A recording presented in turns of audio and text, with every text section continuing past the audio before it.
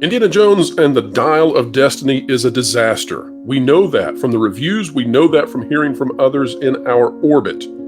This is going to be a film that fans are going to have a very, very hard time ever forgiving. Do not listen to the shills who are out there doing their shilling. But perhaps worse than any of this is the idea that the director of the film would come out and potentially have given a very false statement repeatedly, and that the ending, which was allegedly reshot and was denied over and over and over, was indeed reshot.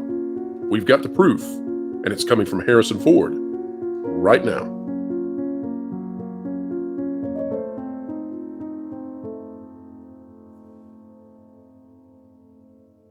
All right, folks, welcome back to another fantastic video here on the WDW Pro channel. Such a joy to have each and every one of you join us. We take none of you for granted. We also don't take our expert panelists for granted. We have Valiant Renegade of the Valiant Renegade channel on board, and Andre of Midnight's Edge. What a fantastic thing to have both of you here for this one. Glad to be here. It's an honor. You may all have heard Doomcock, Overlord DVD, making the claim that Indiana Jones and the Dial of Destiny had its ending reshot. As part of that rumor or leak now, we can go ahead and call that a leak, I believe. As part of that leak, allegedly, Bob Iger had come into Disney, that being in November of 2022, had seen Indiana Jones, had watched the ending, and had demanded that it be altered. Now, that was part of the entire rumor. That was then denied, sharply, critically, and Doomcock was maligned. However, later on, we would get confirmation out of an outlet that had happened, and then John Williams himself, the legendary composer, would come forth and say that they were reshooting the ending and that he was going to rescore it. Let's take a trip through memory lane, gentlemen. We'll be fast, but this will be rather dense, and then we're going to get to the absolute proof that this did happen. This from CBR.com, all the way back on December 18th. Indiana Jones and the Dial of Destiny may shoot another ending. Legendary composer John Williams reveals that the production team for Indiana Jones and the Dial of Destiny may have another ending to shoot. It goes to talk about this. It says, legendary composer John Williams recently teased his score for Indiana Jones 5 at a concert in Italy. Alongside the sneak peek, Williams revealed the production's plan to shoot another ending for the sequel film. And remember, folks, this comes out in December. Mm-hmm. So we have just about completed the film. We have maybe another ending to shoot and to record maybe in a couple weeks. This is key to know. This puts it in January. The 90-year-old composer said, while Williams discussed another potential ending, it's unclear what direction Dial of Destiny is taking for the conclusion. Let's hop over to this article out of MovieWeb. Indiana Jones 5 director rejects recent reports of reshoots. James Mangold says Indiana Jones The Dial of Destiny is 99% finished, debunking the rumors that a new ending was getting filmed. This came out on December 19th. Notice how fast Mangold was to come out and deny it. And of course, all these articles, except for one, which we'll discuss in just a moment, all of these articles making sure that they don't mention that the rumor is beginning out of Overlord DVD. You know him better as Doomcock. The new Indiana Jones movie is practically in the can, according to its director, which means that a new ending isn't getting filmed as has been reported. Recently, composer John Williams got the rumor mill spinning when he said that the movie had maybe another ending to shoot. This led to speculation that a new ending was getting filmed after how the sequel performed with test screenings, suggesting that the ending, as it is, didn't satisfy fans with how it ended Harrison Ford's run as the iconic adventurer. Again, I say that this is not appropriate that they pull these kinds of things without crediting to who it is due. But James Mangold, who directed Indiana Jones and the Dial of Destiny, says these rumors aren't accurate. Taking Twitter to respond to the speculation, Mangold says that the film is virtually finished, with nothing more than a small amount of VFX work left to go. The director then plainly denies that there were ever any plans to film an alternate ending. He says, so I took a B-day break from Trolls. Notice the insult. We'll come back to that. But it seems I got to once again say, we're not shooting and never shot any new scenes or alt endings, he said in a post on Twitter. Our film is 99% finished, getting rated by MPAA and VFX being completed. Happy holidays. One more article. Let's go here. This out of goldderby.com. James Mangold bats away reshoot rumors on Indiana Jones 5, answers fan questions because, folks, it went further than this. You see that tweet there, but here's where it really went. It says, when asked specifically about Williams' remark, Mangold simply said he was mistaken. And by the way, I think that's rather disgusting to, what we say here, to say perhaps that 90-year-old John Williams is mistaken, I think is a question of his ability to recall what's going on around him. And James Mangold was happy to throw John Williams under the bus in order to defend this idea. But here's what we want to say. This paragraph right here really gets to the heart of this. For whatever reason, some Twitter users decided not to take him at his word, but since Mangold already had his laptop out, he figured he may as well respond when one bozo barked back an expletive and said that every Disney movies nowadays are filmed as some kind of scrapbook with alternate scenes. The director said, "It is so kind of you to call me that, but I made Logan and Ford versus Ferrari and Indiana Jones 5, and it didn't happen on any of them. I can only speak to my experiences. Be well." When this individual cited, and it says the right-wing YouTuber, you could just change the word right-wing to bad. That's what they're really trying to say. Doomcock is, as far as I know, Doomcock's not political on YouTube. No, he is Doomcock apolitical. But again, just notice that slur. The instant you want someone to not be taken seriously as a conspiracy theorist, that's what they go with, regardless of how apolitical or even left-wing the individual in question may be. Exactly. Mangold simply wrote back, "And if Doomcock is right, ... Gentlemen, we are about to prove that Doomcock was right, and that James Mangold is willing to throw everybody under the bus in order to maintain what I perceive to be a lie. But I am curious on your thoughts about how this all played out before we get into the absolute proof that this ending was redone." Well, I mean, we've seen actors and directors previously that have answered direct questions with direct untruths in the past, if nothing more than to defend the secrecy or integrity of the project before it's released to the public, to satisfy an NDA or a non-disclosure agreement. I think back to Benedict Cumberbatch when it came to Star Trek Into Darkness, the second JJ Star Trek movie. Are you Khan?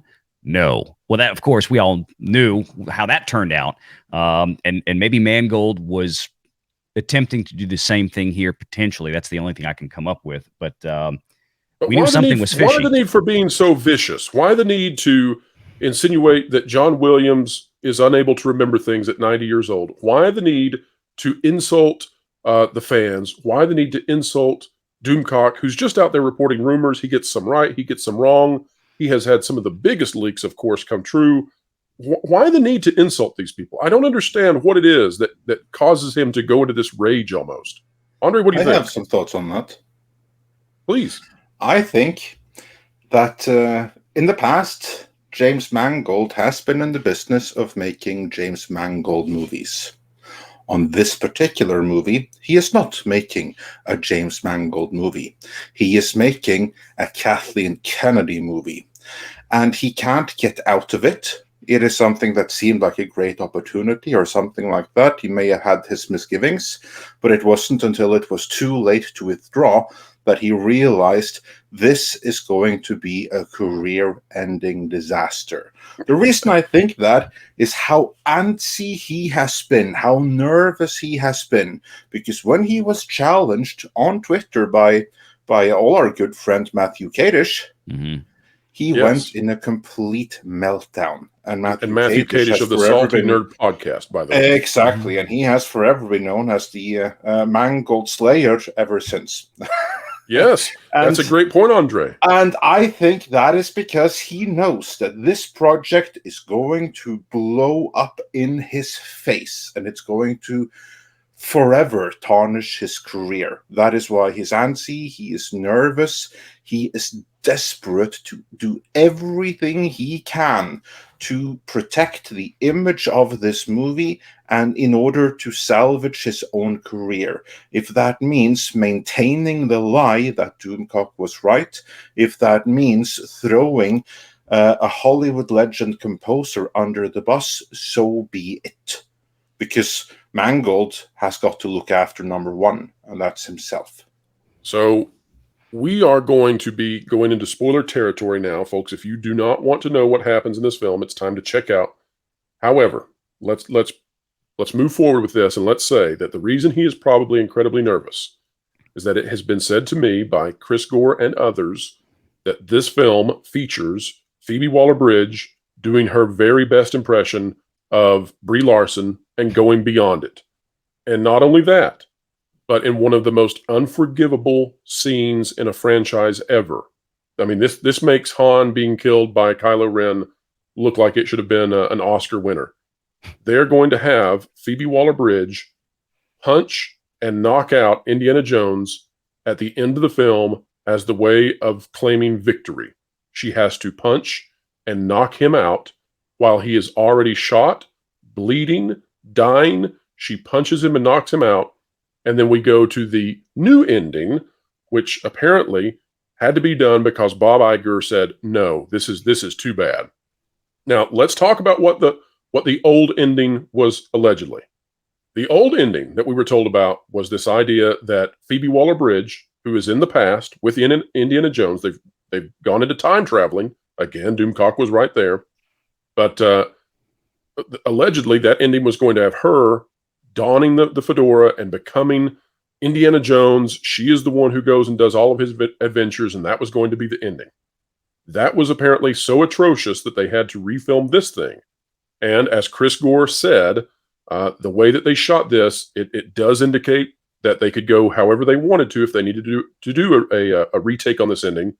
But also, the other thing to take away from this, I think, is that when they reshot this, it was so quickly done that there is no explanation for how it occurs. We're in spoiler territory, but here's the deal. They are in the past. They are crashed on the ground, one plane.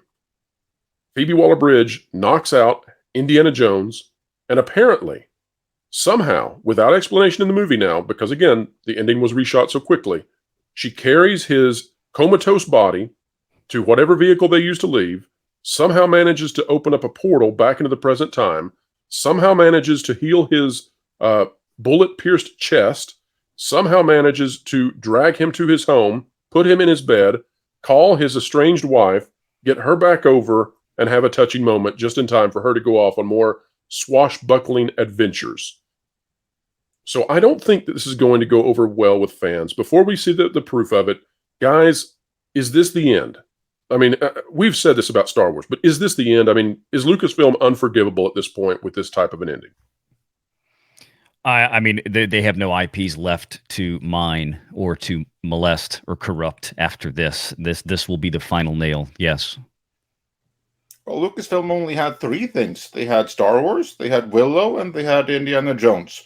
And of course, you can make an argument that Willow was never a franchise. It certainly isn't now. Now it's a tax deduction. So outside of that, they had Star Wars and they had Indiana Jones. This is going to end both of them. Maybe they'll start borrowing franchises. Maybe they could start calling some studios and be like, hey, you got anything popular we could destroy?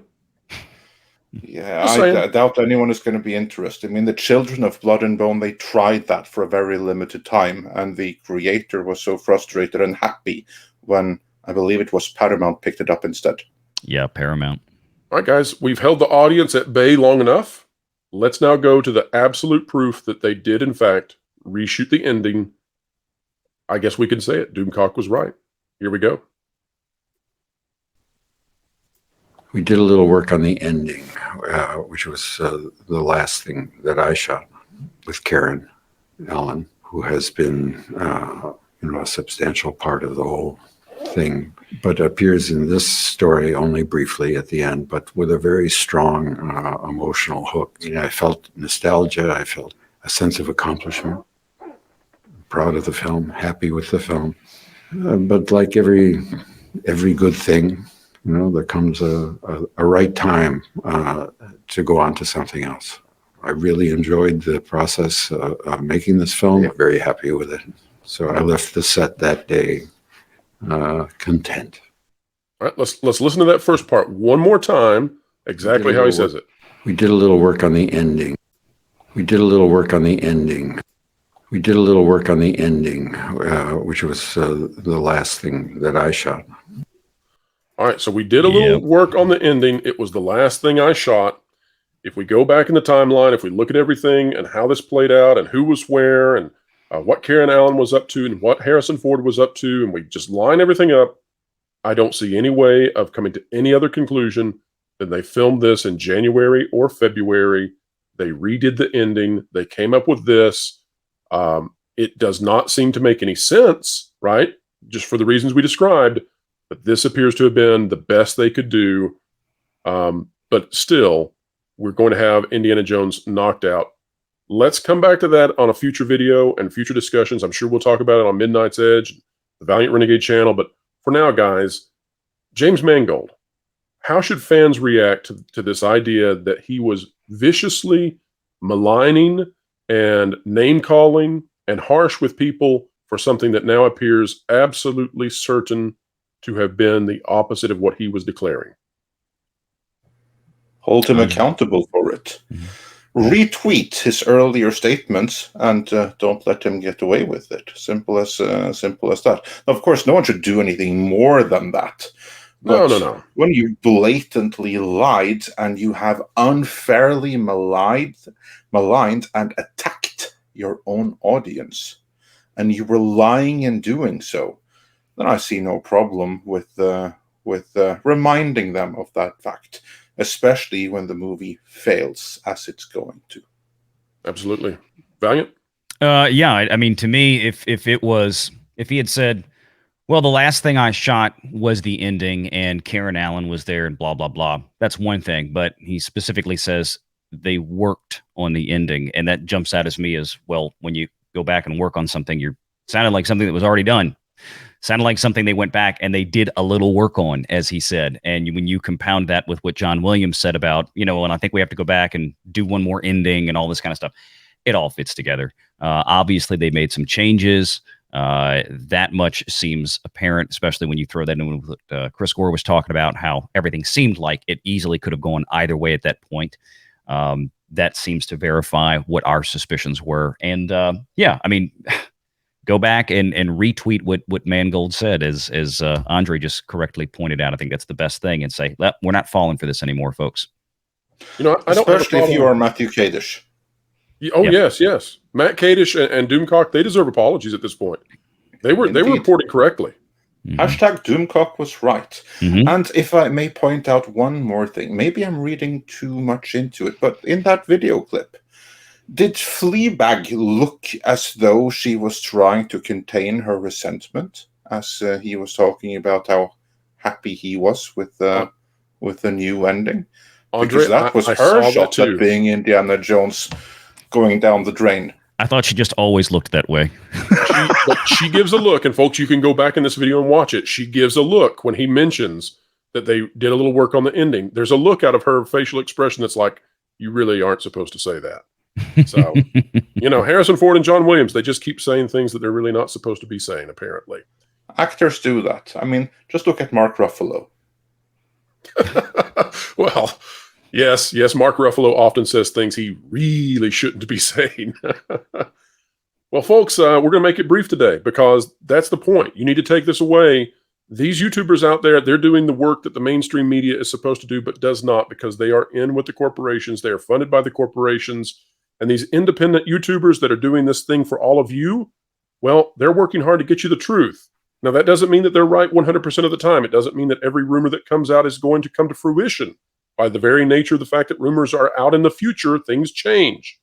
But in this case, there was absolutely no reason for these individuals inside the corporate media, the shill media, the access media, and the director himself to come out and attack people for simply reporting the truth. They should not have done that. It was not appropriate, and they should offer an apology. Doomcock and Matt Kadish deserve it. And folks, that's a wrap for here. Valiant, where can people find you on this great, big, beautiful web out there? Well, you can check us out on Valiant Renegade. That's Valiant with 2 L's. Valiant Renegade on YouTube and Valiant Renegade Online, our second channel, and of course on Twitter as well. And Andre, where can people find you? You can find me right over at the YouTube channel, Midnight's Edge. There you go, folks. Make sure you subscribe to both of these gentlemen and their channels. Their content is at the very top of the list you should be subscribed to. All right, folks, wherever you are, whatever you're doing, keep learning, keep growing, keep being honest, and keep having fun. I just found out to get WDW Pro's information, where he gets his sources. I can't believe he uses. Wilton! What? We got a job to do. It's easy to hack into WDW Pro's computer. You're kidding me. That's awesome. You know any other stuff? Yeah, just Jonas Campbell told me. Sweet. Said Pro underpaid him or something. A few minutes later.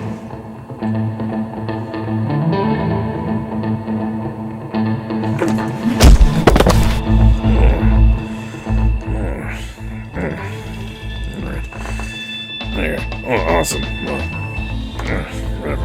All I gotta do is Whoa. hack into this thing. It's gonna be so easy. Yeah, this isn't All a right, hack.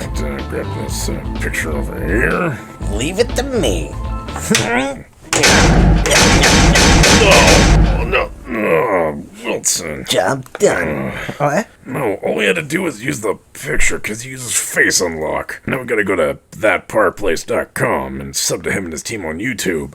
Oh, well, I already did that because I'm smart.